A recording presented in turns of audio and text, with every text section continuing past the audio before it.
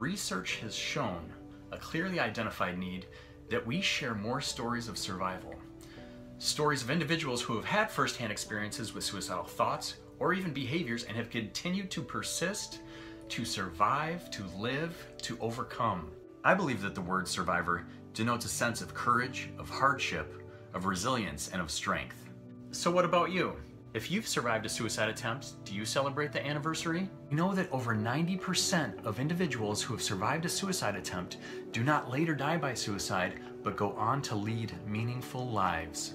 As we begin to identify and understand the ways in which suicidal thoughts function in our lives, we can become better able to deal with those thoughts and to find alternative strategies to meet our human needs. You have an immense power to heal.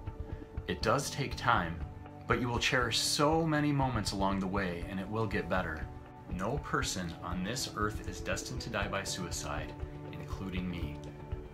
Your hope matters. Suicide is preventable. The warning signs, the subtle hints, even the overt cries for help often go unacknowledged or missed and are met with silence. But we can change this. Show the person that you care. Listen with empathy.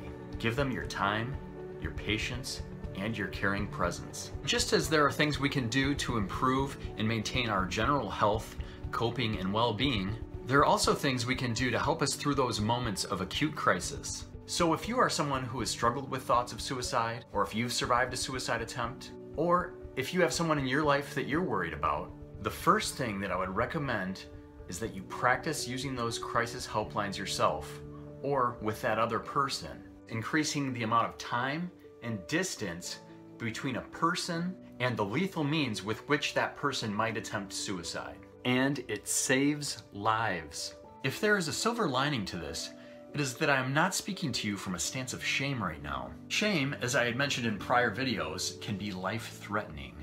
What I am speaking of now is guilt, and it is a pro-social guilt.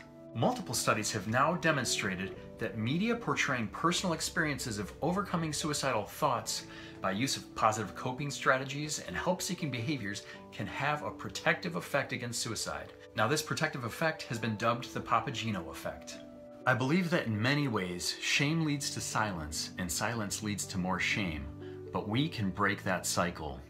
If you have been impacted by suicide, whether you've personally experienced thoughts of suicide, or survived a suicide attempt, if you've supported a loved one who's struggled, or if you have lost a loved one to suicide, I hope that when you hear my story, you can also feel that strength in numbers. So let us be vulnerable, let us be courageous, and let us support one another by speaking the unspeakable together.